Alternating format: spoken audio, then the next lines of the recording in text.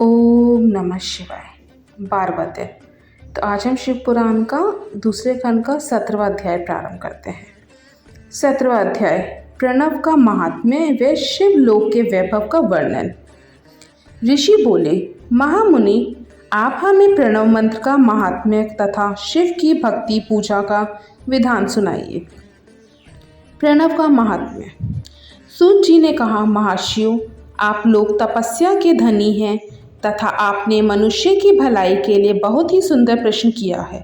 मैं आपको इसका उत्तर सरल भाषा में दे रहा हूँ। प्रकृति से उत्पन्न संसार रूपी महासागर का नाम है। प्रणव इससे पार करने के लिए नौका स्वरूप है, इसलिए ओंकार को प्रणव की संज्ञा दी गई है। प्रपंच न नहीं है वह तुम्हारे लिए, इसलिए ओम को प्रणव नाम से जाना जाता है। अर्थात प्रणव वह शक्ति है जिसमें जीव के लिए किसी प्रकार का भी प्रपंच अथवा धोखा नहीं है। यह प्रणव मंत्र सभी भक्तों को मोक्ष देता है। मंत्र का जाप तथा इसकी पूजा करने वाले उपासकों को यह नूतन ज्ञान देता है। माया रहित महेश्वर को भी नव अर्थात नूतन कहते हैं। वे परमात्मा के शुद्ध स्वरूप हैं। प्रणव साधक को नया अर्थात शिव स्वरूप देता है, इसलिए विद्वान इसे प्रणव नाम से जानते हैं, क्योंकि यह नव दिव्य परमात्मा ज्ञान प्रकट करता है, इसलिए यह प्रणव है। प्रणव के दो भेद हैं, स्थूल और सूक्ष्म। ओम सूक्ष्म प्रणव व नमः शिवाय यह पंचाक्षर मंत्र स्थूल प्रणव है। जीवन मुक्त पुरुष के लिए सूक्ष्म प्रणव के जाप का विधान है, क्योंकि यह सभी साधनों का सार है। देह का विलय होने तक सूक्ष्म प्रणव मंत्र का जाप अर्थभूत परमात्मा तत्व का अनुसंधान करता है। शरीर नष्ट होने पर ब्रह्म स्वरूप शिव को प्राप्त करता है। इस मंत्र का 36 करोड़ बार जाप करने से मनुष्य योगी हो जाता है। यह आकार, उकार, मकार, बिंदु और नाद सहित अर्थात अ, उ, म 3 दीर्घ शब्द अक्षरों और मात्राओं सहित प्रणव होता है, जो योगियों के हृदय में निवास करता है। यही सब पापों का नाश करने वाला है। अ शिव है, उ शक्ति और मकार इनकी एकता है। पृथ्वी, जल, तेज, वायु और आकाश 5 भूत तथा शब्द, स्पर्श आदि 5 विषय कुल मिलाकर 10 वस्तुएं मनुष्य की कामना के विषय हैं। इनकी आशा मन में लेकर जो कर्मों का अनुष्ठान करते हैं वे प्रवृत्ति मार्गी कहलाते हैं, तथा जो निष्काम भाव से शास्त्रों के अनुसार कर्मों का अनुष्ठान करते हैं वे निवृत्त मार्गी हैं। वेद के आरंभ में तथा दोनों समय की संध्या वंदना के समय सबसे पहले उकार का प्रयोग करना चाहिए।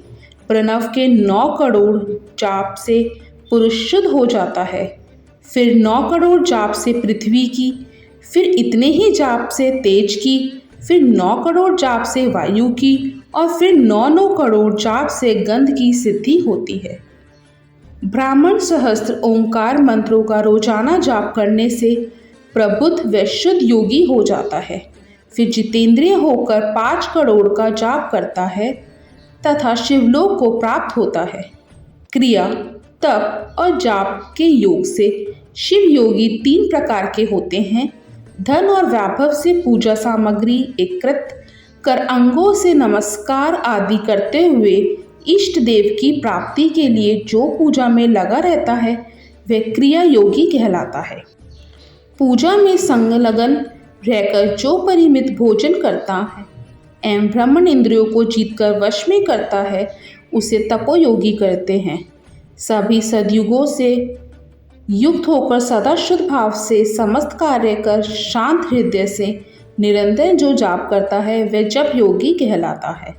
जो मनुष्य 16 उपचारों से शिव योगी महात्माओं की पूजा करता है वह शुद्ध होकर मुक्ति को प्राप्त करता है।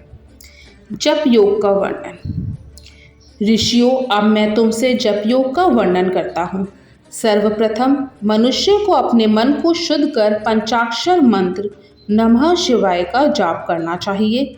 यह मंत्र संपूर्ण सिद्धियां प्रदान करता है। इस पंचाक्षर मंत्र के आरंभ में ओम का जाप करना चाहिए।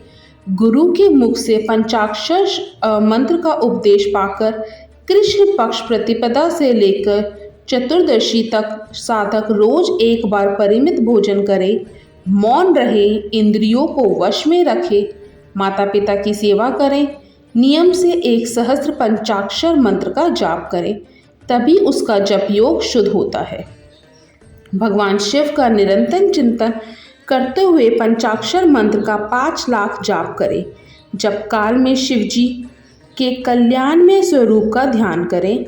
ऐसा ध्यान करें कि भगवान शिव कमल के आसन पर विराजमान है। उनका मस्तक गंगा जी और चंद्रमा की कला से सुशोभित है। उनकी बाई और भगवती उमा विराजमान है। अनेक शिवगण वहां खड़े होकर उनकी अनुपम छवि को निहार रहे हैं। मन में सदा शिव का बारंबार स्मरण करते हुए सूर्यमंडल से पहले उनकी मानसिक पूजा करें। पूर्व की ओर मुख करके पंचाक्षर मंत्र का जाप करें। उन दिनों साधक शुद्ध कर्म करे तथा अशुद्ध कर्मों से बचा रहे। जाप की समाप्ति के दिन कृष्ण पक्ष की चतुर्दशी को शुद्ध होकर शुद्ध हृदय से 12 सहस्त्र जाप करें। तत्पश्चात ईशान, तत्पुरुष, अघोर, वामवेद तथा सघोर जात के प्रतीक स्वरूप 5 शिव भक्तों ब्राह्मणों का वर्णन करें। शिव का पूजन विधि पूर्वक कर होम प्रारंभ करें।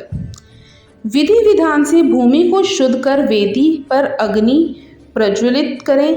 गाय के घी से 1100 अथवा 1000 आहुतियाँ स्वयं दें या 108 आहुतियाँ ब्राह्मण से दिलवाएं। दक्षिणा के रूप में एक गाय अथवा बैल देना चाहिए।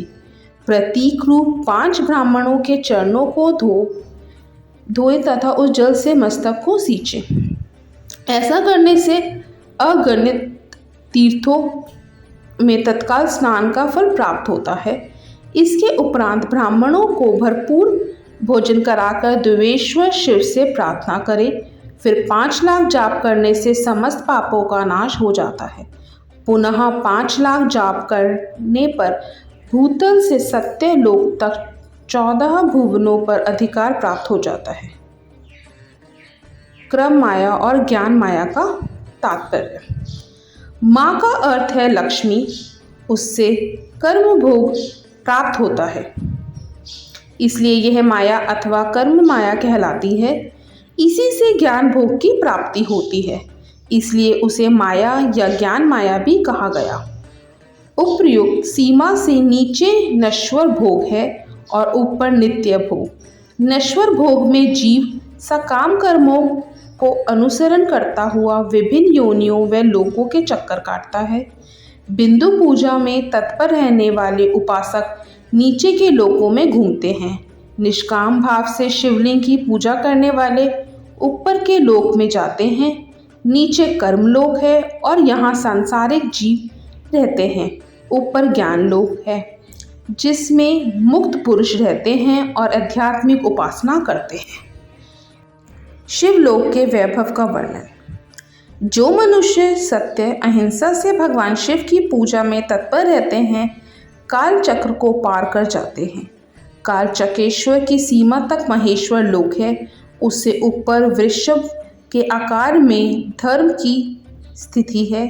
उसके सत्य, शौच, अहिंसा और दया 4 पाद है। वह साक्षात शिवलोक के द्वार पर खड़ा है। क्षमा उसके सींग हैं, शम कान। वह वेद ध्वनि रूपी शब्द से विभूषित है। भक्ति उसके नेत्र व विश्वास और बुद्धि मन है। क्रिया आदि धर्म रूपी वृषभ है जिस पर शिव आरूढ़ होते हैं। ब्रह्मा, विष्णु और महेश की आयु को दिन कहते हैं। कारण स्वरूप ब्रह्मा के सत्यलोक प्रयथ 14 लोक स्थित हैं जो 5 भौतिक गंध से परे हैं। उनसे ऊपर कारण रूप विष्णु के 14 लोक हैं तथा इससे ऊपर कारण रूपी रुद्र के 28 लोकों की स्थिति है। फिर कारणेश शिव के 56 लोक विद्यमान हैं। सबसे ऊपर 5 आवरणों से युक्त ज्ञानमय कैलाश है, जहाँ 5 मंडलों, 5 ब्रह्मकालों और आदि शक्ति से संयुक्त आदि लिंग है, जिसे शिवालय कहा जाता है। वही पराशक्ति से युक्त परमेश्वर शिव निवास करते हैं। वे सृष्टि, पालन, संहार, तिरोभाव और अनुग्रह आदि कार्यों में कुशल हैं। नित्य कर्मों द्वारा देवताओं का पूजन करने से शिव तत्व का साक्षात्कार होता है। जिन पर शिव की कृपा दृष्टि पड़ चुकी है, वे सब मुक्त हो जाते हैं। अपनी आत्मा में आनंद का अनुभव करना ही मुक्ति का साधन है।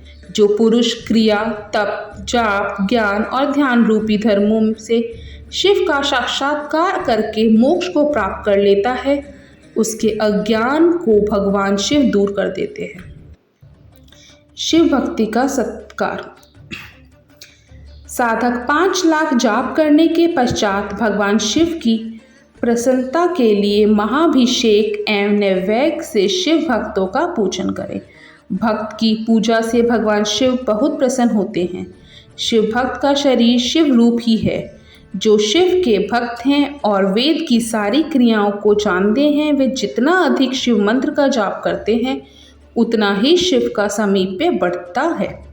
शिव भक्त स्त्री का रूप पार्वती देवी का है तथा मंत्रों का जाप करने से देवी का सानिध्य प्राप्त हो जाता है। साधक स्वयं शिव रूप होकर पराशक्ति अर्थात पार्वती का पूजन शक्ति, बेर तथा लिंग का चित्र बनाकर अथवा मिट्टी से इनकी आकृति का निर्माण करके प्राण प्रतिष्ठा कर इसका पूजन करें। शिवलिंग को शिव मानकर अपने को शक्ति रूप समझकर शक्ति लिंग को देवी मानकर पूजन करें। शिव भक्त शिव मंत्र रूप होने के कारण शिव के स्वरूप हैं। जो 16 उपचारों से उनकी पूजा करता है, उसे अभीष्ट फलों की प्राप्ति होती है। उपासना के उपरांत शिव भक्त की सेवा से विद्वानों पर शिव जी प्रसन्न होते हैं। 5, 10 या 100 सप्तनीक शिव भक्तों को बुलाकर आदरपूर्वक भोजन कराएं।